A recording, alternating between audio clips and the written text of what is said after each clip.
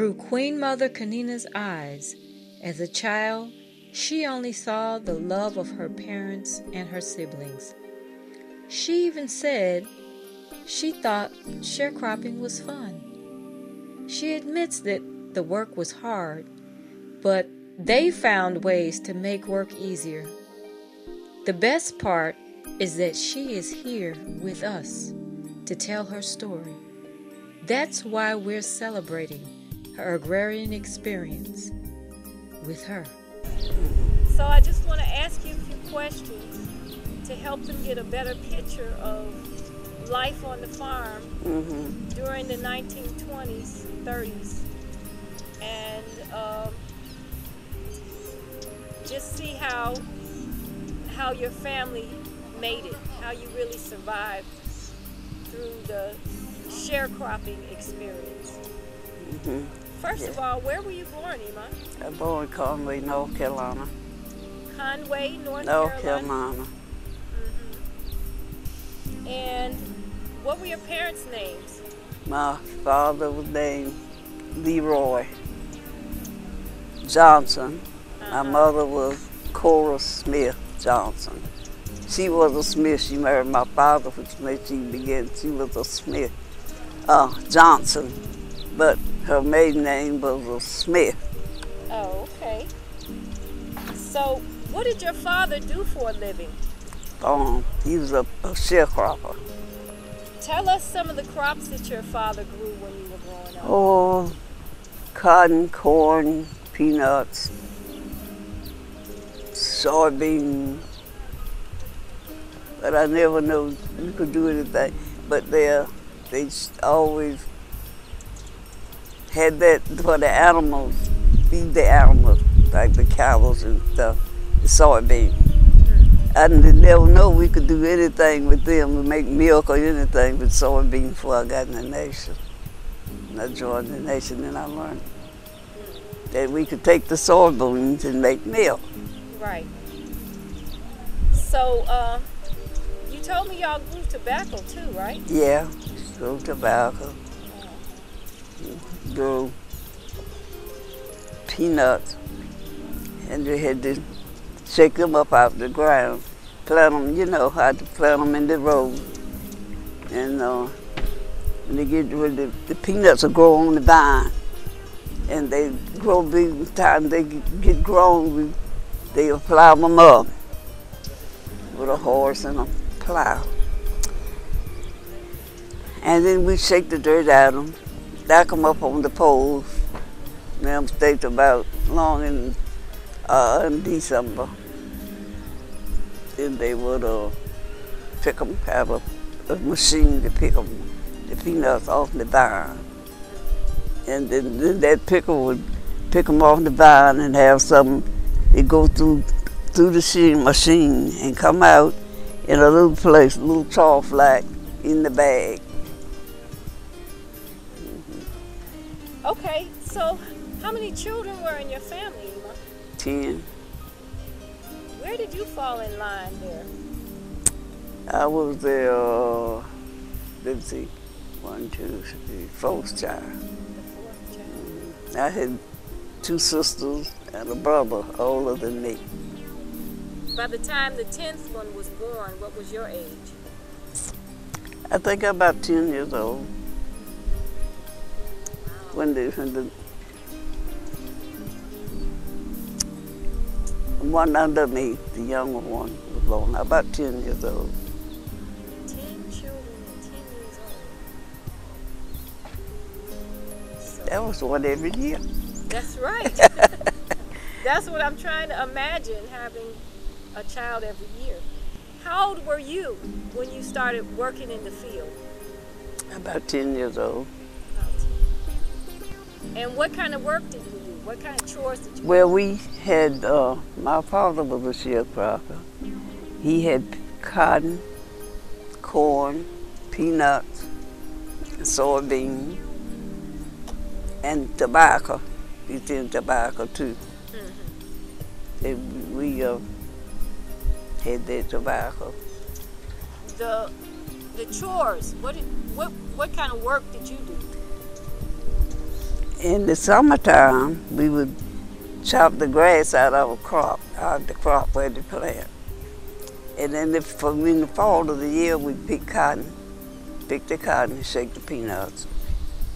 Long in August time, we would pull the fodder off the stalks and bundle it up, let it dry for the horses. So, was there anything that you really didn't like to do when you were out there? I didn't like the pulling the fodder. I didn't like that. Breaking the corn off the stalks, throwing it out in the middle, and then our brothers would take the horse and cart and pick it up and throw it in there and carry it to the barn. I didn't like the work in the fodder and the cornfield. So, I remember you telling me about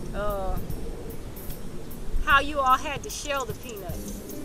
Had to do what? Shell the peanuts. Oh yeah, we had to pop them with our hand. And if the fingers get sore, my brother used to make the pea poppers. The peanut poppers? Yeah, to get the green.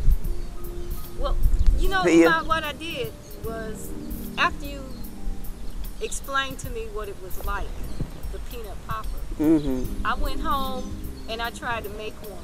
Yeah. So I took these 2 sticks. Yeah, something like that, but it wasn't thick of that. It was thin. It would be about like your finger, about thick as your finger. I took the wood and I glued it together with some fabric, and I just, you know. But that's where the poppers was, but not that big. Oh, okay.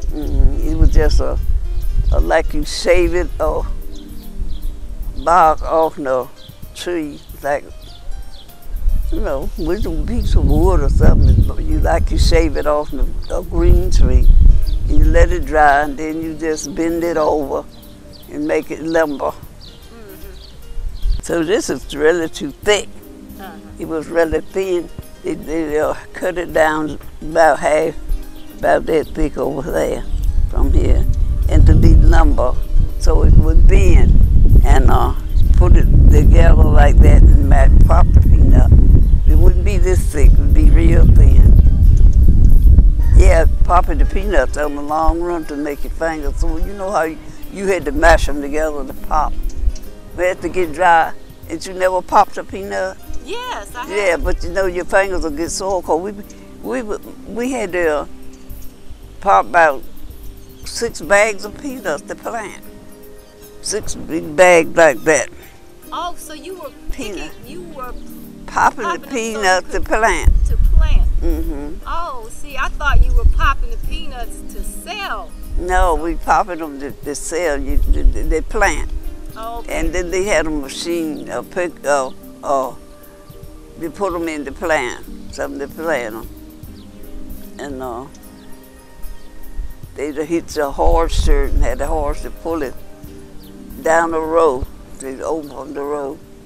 And they had something like a box made on wheels. They put the peanuts in there. And it was so funny. It's when the peanuts come out under there in the ground, and that would keep a little noise, like somebody said, like click, clack, click, clack, or something like that. Keep on. If the peanuts were about that far apart, they could plant the peanuts and put dirt on, and they come up, and they plant them in the row. It's amazing to some people how it was, but I was born and raised on a farm. We had cotton. They put the cotton seed in a little machine, go up and down the road to pull it for a horse pulling it. And the horse would pull it, and the seed would come out. That machine where the horse was pulling in the plant. The peanuts or either cotton or what used to be planted. So you went to school during this time when you were Yeah, I went up to the 6th grade. You went to the 6th grade. Yeah, not the 6th grade, 9th grade, but I didn't study all of the 9th grade. Because then you go to the 10th grade, you'd be graduated. But I didn't get to the 10th grade. I didn't study all of the 9th grade, but I got my education. Okay. So what time did you have to get up in the morning in order to get your work done? What? Any kind of work? I mean, you know, on the farm. Well, we get up about 6 o'clock in the morning, have breakfast about 7, 8 o'clock, we be in the field. So wasn't it hot sometimes? And what time of day did you come home? We worked from, I say, about 9 o'clock in the morning till 12 o'clock. 12 o'clock we go have lunch, have our dinner. And we'd have an hour to rest. To 1 and 2 o'clock, about 2 o'clock, we go back to the field.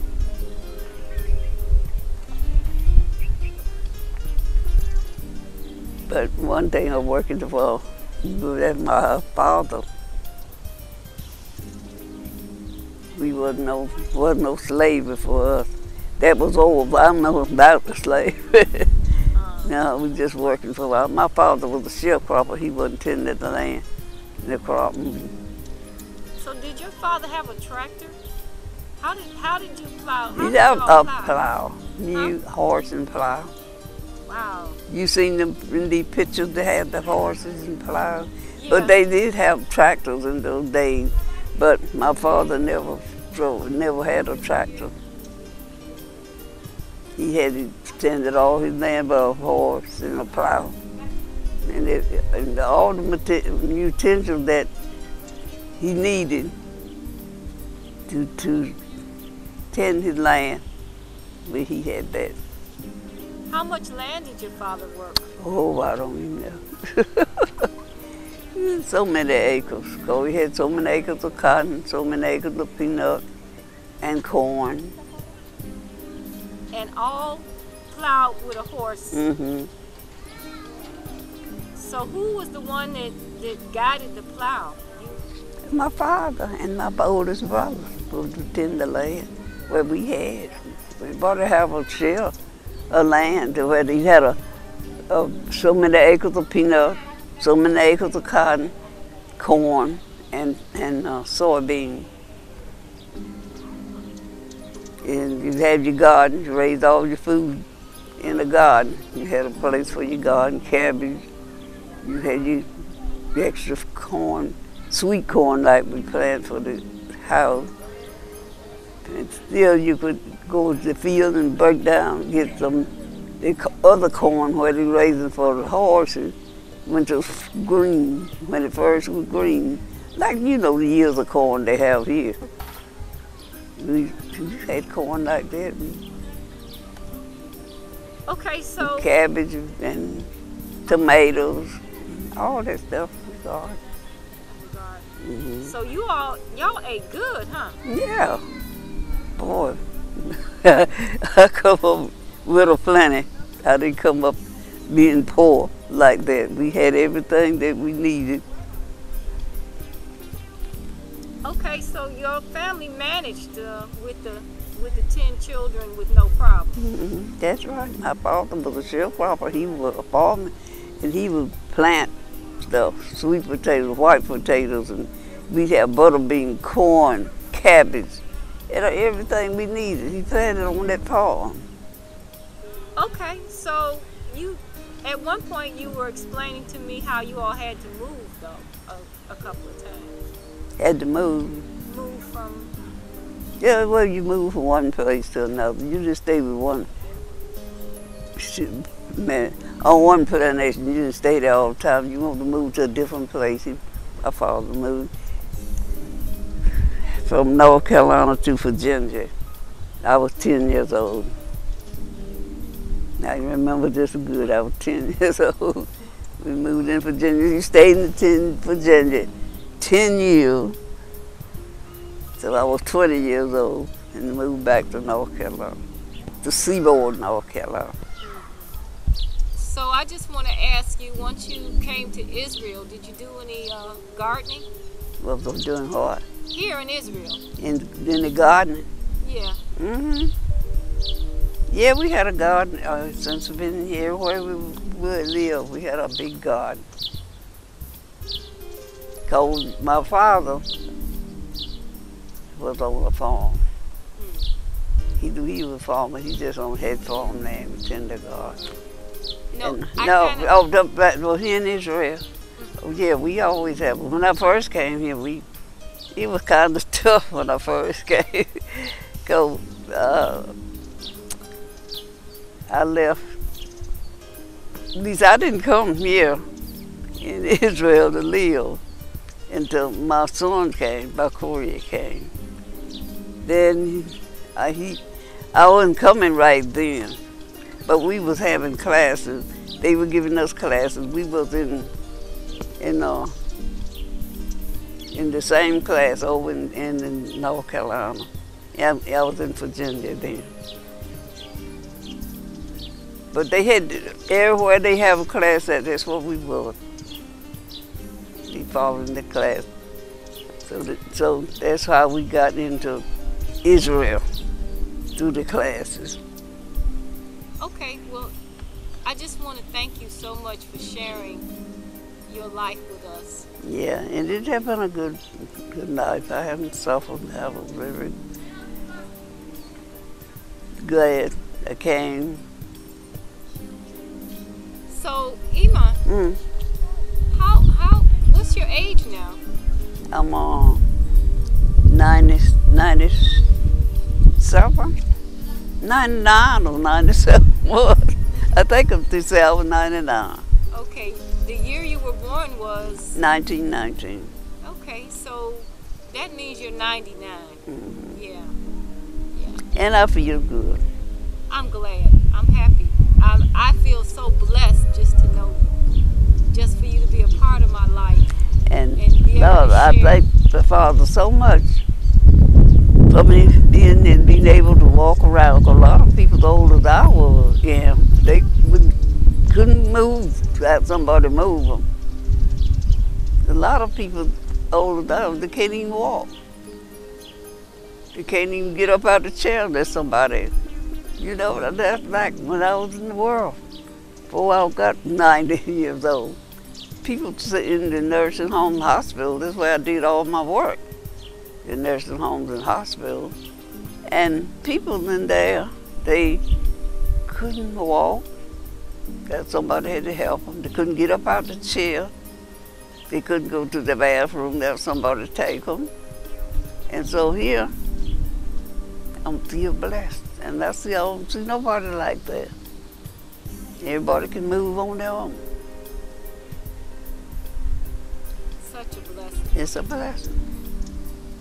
Well, I just want to. And I was out of all the children, I'm my mother's children. I'm the only one left. All of them, my sisters and brothers passed. I'm alone. All I have nieces and nephews, cousins, and my grandchildren.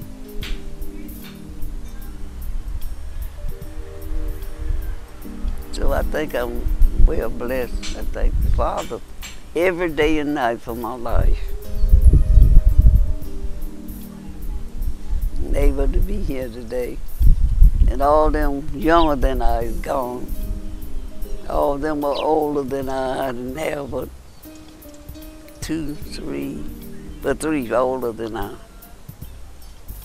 I had 2 sisters and a brother older than I, and they gone.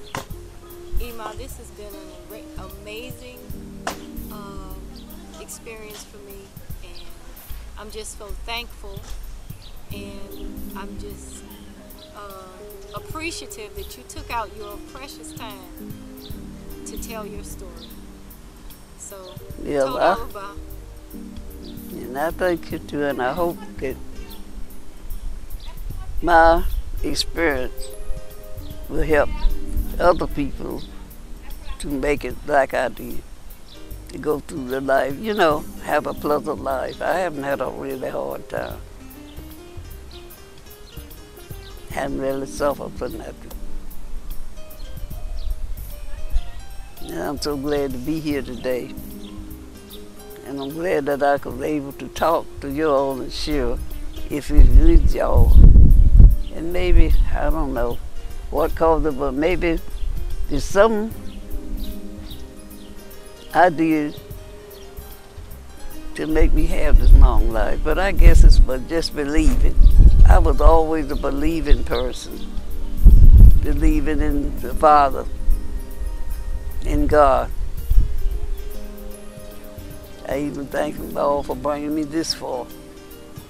Because none of the rest of my family, they said I was crazy. When I get in nation, they told me, you don't know what you're doing, you're crazy. I said, well, I found out, I come on. So they had a class over in the state.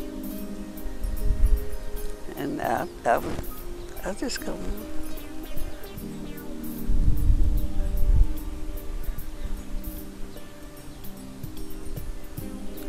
And I'm glad to be here, and I thank the Father.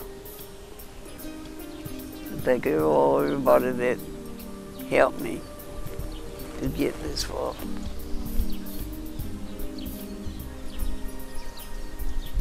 I've never been a sinful person. I never grew up in sin, so, and I always believed.